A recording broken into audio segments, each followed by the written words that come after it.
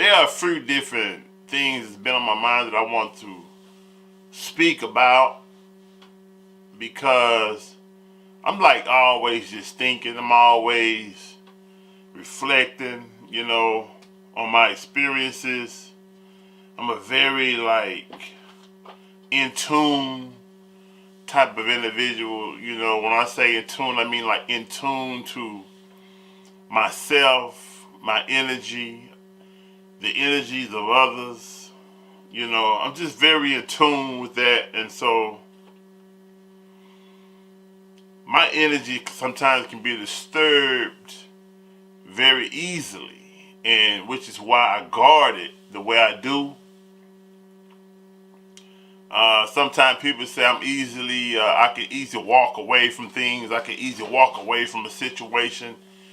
Uh, but that is because I protect my energy the way I do. Again, because of how I would just say how much of I guess it's from a lack of a better way of saying for the lack of a better way of saying it, I would say I do this because of how much of an energy person that I would say that I am. I'm like the type that, once I've allowed an individual to unsettle me somewhat or disturb or ripple my currency, it takes a minute before that energy finds harmony. It doesn't just, shift back over as though it's all good, especially if it's over something that I believe is true, something definite. It wasn't like a misunderstanding. It wasn't something based on, something that was an error. If it's something based on some type of error or mistake, yeah, I'm good. I can walk past that like it's nothing. But when something is as the result, when the ripple or when the disruption is as a result of something that is true, when I say true, something that is there, something that has been there. So, a person can say something or do something just because they're upset or whatever, that it probably goes against everything that I would say that either everything about me or everything that a person may have said about me or just anything that could disrupt my energy, something like that, it tends to stick because that's how a person really see things or really feel, even though they may say I said it because I was upset or whatever, right? So I protect my energy, I protect my energy, but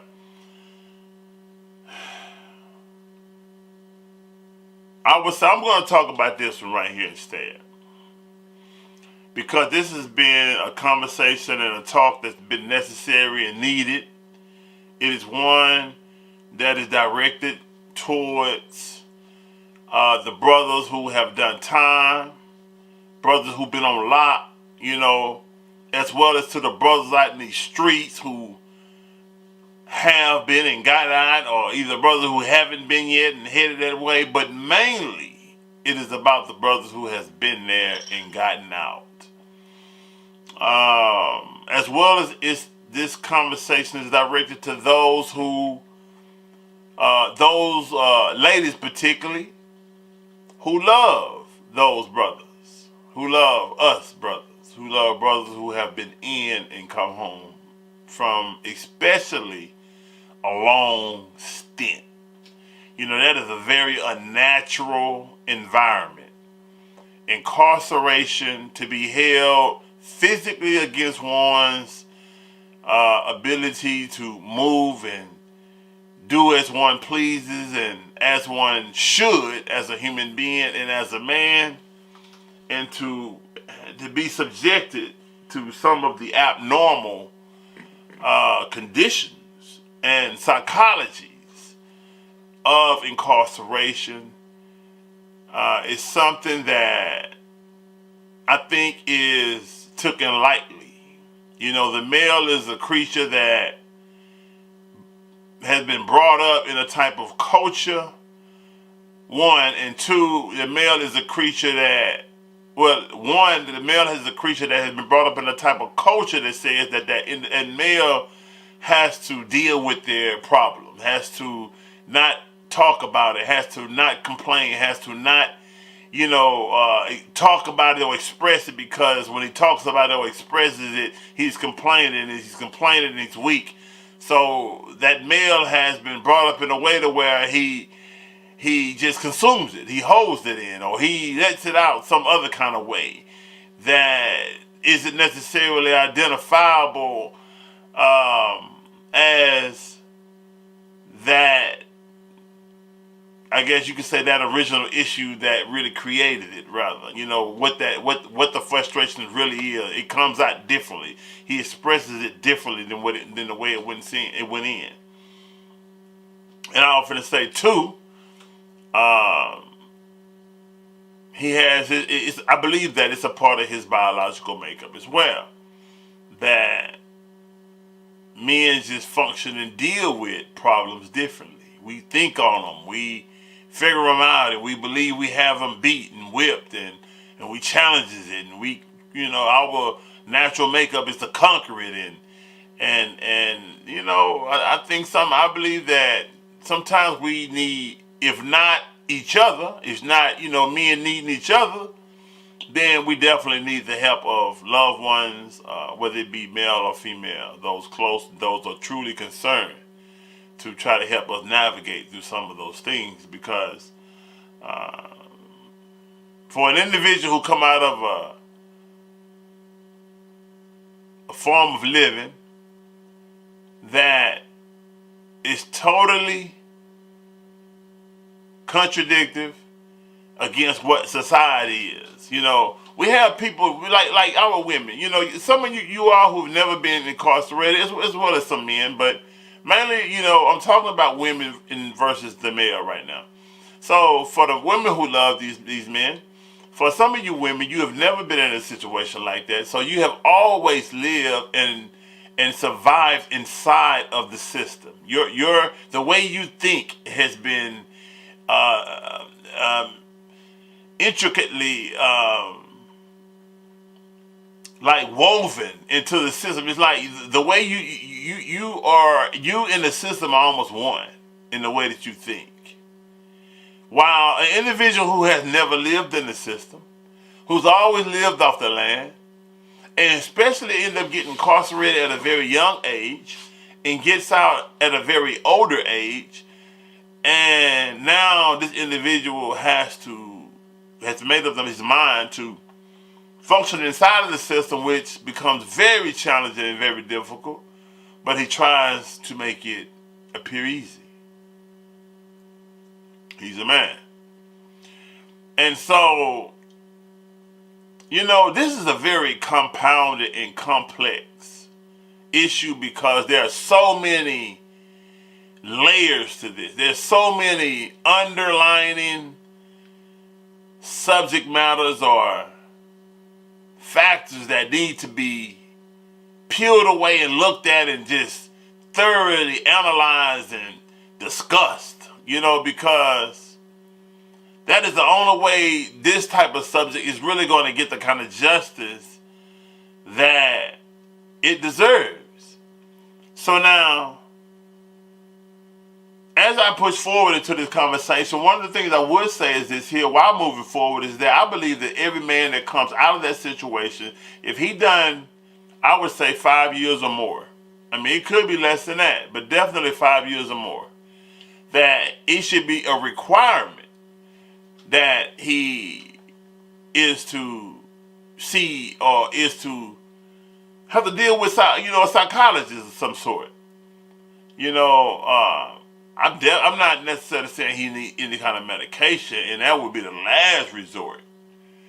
But I do believe such a experience may leave a person psychologically imbalanced, chemically, psychologically imbalanced. And seeking that balance and trying to appear normal when one isn't normal, but when one doesn't even have a model of what normalcy is, that can be very very difficult and challenging. And we have our beloved women who can never even ever begin to understand, even though she thinks she do sometimes. She thinks she thoroughly understands sometimes. But even with that sincere and adamant conclusion, it is impossible, one, because a woman could never fully understand a man, nor can a man fully understand a woman. We only could strive to understand and have an idea of what each other go through as a man and as a woman. So it is impossible for either of us to ever truly understand and ever invalidate another's experience by trying to act like we understand, to the extent that I begin to tell you or you begin to tell me how I should respond or deal with something or how I shouldn't, and vice versa. That is counterproductive for us both. That is a situation, though, again, that deserves a lot of unique and particular attention. I would say that for the men, when I first come home, I used to feel, of course we want a woman. After being without a woman for so long, in the way that we would desire a woman, because women are in there. So, contrary to popular belief, women work in the prison system, and sometimes women become accessible to men in prison. People who has been in prison, whether they worked there or was incarcerated there, already know the truth of this reality. And so, some people believe that just because a man has been gone 5, 10, 15, 20 years, that he had to have messed with another man. That's far from the truth, beloved. But anyway, the discussion here is mainly that I believe that when I came home, that I was ready for a woman, and it only, often we always see in 2020 in hindsight. So it was only after years of being out, which all praise due to Allah, this makes my 7th year. January the 30th made my 7th year, my 7th anniversary of freedom. And believe me, that is a great accomplishment. And I am very grateful, very, very grateful to have been able to survive this long. Because it is very easy for circumstances to have been the circumstance that shifted an individual's path. And that's another thing. No one is perfect, and no one always does right, and no one always handles things the correct way. And so, for individuals who are so quick to talk down, criticize, and mock, and be condescending towards another individual when they show their error, or when their errors manifest, or when their imperfections manifest, for individuals who are so quick to talk about these individuals, you need to be humbled and pay attention and be thankful that you have survived in the way you have survived thus far, and pray that you continue to survive and not have to deal with challenges that some of the people that we talk about have dealt with. Because sometimes life, the universe, God, Allah, however we want to term this supreme power and workings in the midst, it has a way of putting us in a position to where we do understand something that we didn't understand but thought we understood. And you see, once you've experienced it, once you've went through it, then at that particular point, you then see things differently. And now you say, oh, damn, now I see. But you see how much it costs you, though. You see, once you see, you're in a position where it costs you so much now. So be humbled that you are not dealing with things that the next person is dealing with. I don't care if it's something as seemingly minute as a flat tire. If you're driving down the street and your car hasn't broke down and you see someone else's car has broke down, be humbled and grateful that you are not experiencing that, because you don't understand how your path and your journey in life, it is very unique and designed for you particularly, because in your path there are things that are designed to help you get to wherever it is you are destined to go, because you have a purpose for being created. And without going too far on that, I want you to understand that the reason why, think about this here. You can be walking down the hallway in a school, right? And the school floor is flat. There's no lumps. The tile isn't sticking up. The bottom of your shoes isn't hanging. Your shoes is perfectly fine. The floor is perfectly fine. You're walking down the hall and yet and still you stumble and almost fall. You look at the floor as though something tripped you or something must have been wrong with the floor. But you do that because of a lack of humility. And your imperfection has been, I would say, manifested for you and others, maybe possibly if someone witnessed it, to see that your walk isn't as perfect as you thought. It is nothing wrong with the floor. It is nothing wrong with your shoes. You was not walking either high enough or properly enough to not stumble. But you would never have known the imperfection of your walk had you not stumbled. And if you never stumble, you will find yourself in a situation where you believe that you are perfect only because life has been merciful to you and not have revealed to you your imperfections. I desire for us to truly understand that when I speak fully aware of my imperfections, and I am truly grateful all the time. And this is why I say and speak the way I speak and say what I say. I am truly grateful all the time. And you know, when a person gets mad at me, they quick to say, you think you know everything. It's like they go for weapons that they believe or know will possibly offend me, because they know I don't know everything. They know I know that I'm not perfect. But for individuals who feel offended, they would then strike back by using things that they know, that I know isn't true about me. You know, but all praise due to the Most High, because it isn't for me to humble you or anyone else, but it is for me to do my part. And I only say what I say and I do what I do because have you ever noticed how the human being is nothing if you aren't doing something to change another person's life?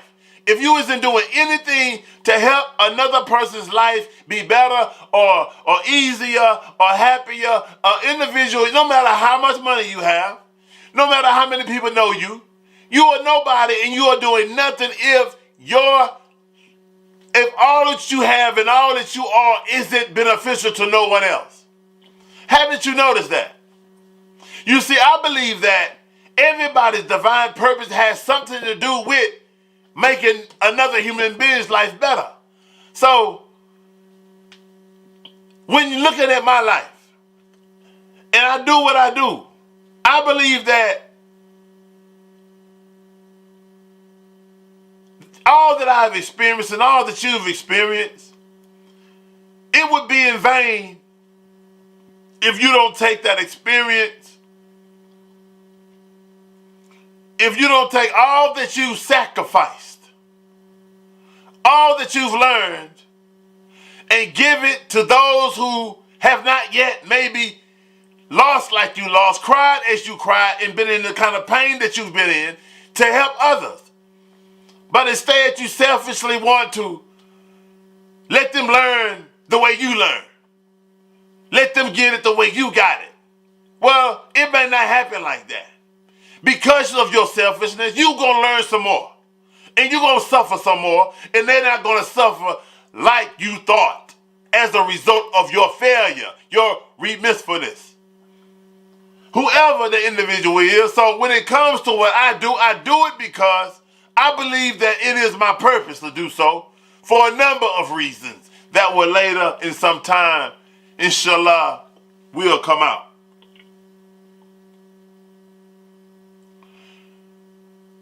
For brothers, to go back to what I was saying, to the brothers who come home. In hindsight, I realized I was not ready for a woman because a woman is a great responsibility. And I cannot fulfill the obligation of a woman fully until I fulfill a certain level of obligations to myself. There are some things as a man he must first reestablish. You see, I wasn't a man when I left. So I have to establish myself as a man first. And because I'm Muslim, and it is my perspective that I have to also reestablish myself as a believer. My foundation, spiritually and physically, that which I just mentioned, I spoke of two different things as a Muslim and as a man, my spiritual self and my physical self. I have to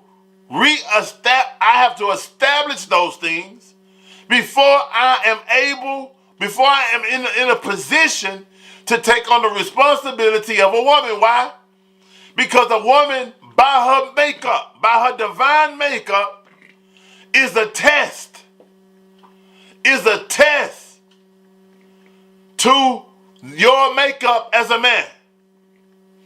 And your makeup as a man is not your physical self. You can't conquer her and beat her physically. You have to conquer her intellectually. Because her emotional makeup is definitely going to test you. And most of us, because we do not establish ourselves spiritually and physically as a man and as a believer, whatever you are as a believer, under the supreme being, if you don't reestablish yourself, you're going to fail that test that she is every time. So either you're going to go crazy and hurt her, or you're going to go crazy and hurt yourself. Whatever the case may be, you're not going to maintain and sustain your position. You're not going to live a life that is conducive towards what you say you really want, where you say you really want to go, because you have not established yourself in the proper manner. No matter how bad you want her, no matter how bad she wants you, because it is only in her to truly try to convince you that you need her. It's going to take her. I mean, she loves. She thinks she wants you, and she loves you, and she it's like, honestly, I'm not trying to be facetious or anything, but it makes me think about the tree and the snake and the fruit. She, according to the biblical scripture, she convinced Adam. And so when I think about women who have tried to convince me that, hey, It's you need you can't do it by yourself. You know, I get that. And I'm not trying to do it all by myself. But again, there is a particular amount of building and establishing I must do first. Because it is the only way you in your core, I'm saying woman, in your core are going to respect me or man. I know you disagree. I know you don't truly get it, and you're not going to. And it's not meant for you to. And you don't have to. But, men, if you want to establish yourself in the way that you want to be seen, dealt with, respected, admired, you must take care of your business first. Money does not make the man. So you can come home and have $1 million waiting on you. That doesn't make you ready. You have the money, but are you really the one who made the money, or did the money make you? What I mean is, if that money was not there, would you be able to make it back? Would you be able to maintain and sustain? Or would you go crazy and feel that your whole world has flipped upside down because you now have nothing? Would you tell yourself, I am worth nothing now. I don't have nothing now, because your worth and value was based on that money. That's what I mean. You have to be the kind of man that knows and stands and represents yourself as a broke man, as you were and will represent yourself as a billionaire. Until you're able to do that, you're not ready. And so I tell the sisters, and this is only something I can tell you, is I know my beloved sisters are going to do what they want and do as they feel. And I mean, hey, we've created habits. We've created a ritual that isn't one for success, really. Not in the areas that we desire, not economically, not, I don't even know what to call it, but not even in the relationship where we don't have a ritual for success in those areas. We have to look at the ritual in the culture that we create, because the culture actually creates the ritual, and the ritual creates the realities that we find ourselves living.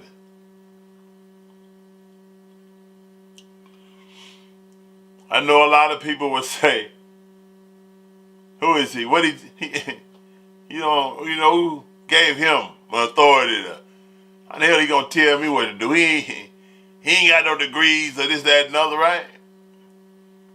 I don't have a white man's degree. And why I say white man's, because they are the ones who created our educational system. And this educational system is designed to uphold the system that is already in place. So, no, I don't have one of those, but I have a degree in psychology, in sociology, and a number of others. But it isn't in their school. It is in the studies that I've embarked upon voluntarily. And I didn't have to pay nothing but my time and hard work, which many of us have that same right and ability to do. But we stay at a time where it feels good and it means something to be able to say, I have a master's degree, a PhD, a doctorate degree. And don't get me wrong, I feel the pressure of it, because I said I was going to go for my doctorate degree, and who knows, I still may do it. But if I do, you best believe I'm going to have a damn good reason. I may just put on the clothes because that's what you need to see. You know, my objective is to get the word to you. So if I have to put on the clothes to get it to you, then I just may do so. But sisters, give these men time to establish themselves spiritually and physically. Not financially, I mean spiritually and physically, yes, and then financially. Brothers, give yourself some time to establish yourself spiritually, physically, and financially. Women are a test by nature, by divine nature, of who you say you are, what you claim to be. She is a test by nature. Look at the little girl. The little girl is that's her in raw form. Look at the little boy. That in raw form. That's one thing. That's what made me realize some things. That she ain't just turning to that as an adult. That's how she was as a little girl. Women are a test for males by nature. She is the strong and very powerful creative force. Excuse me. It takes a hell of a man to bring such a force in submission. And you cannot do it physically. You cannot do it verbally. You have to do it with the intelligence of your mind, but also with the makeup of your character and with the walk in your steps and with all of that which your hands create. Meaning that you're only going to make her submit. I am only going to make her submit with my mind, body, and soul. Ain't going to be one over the other.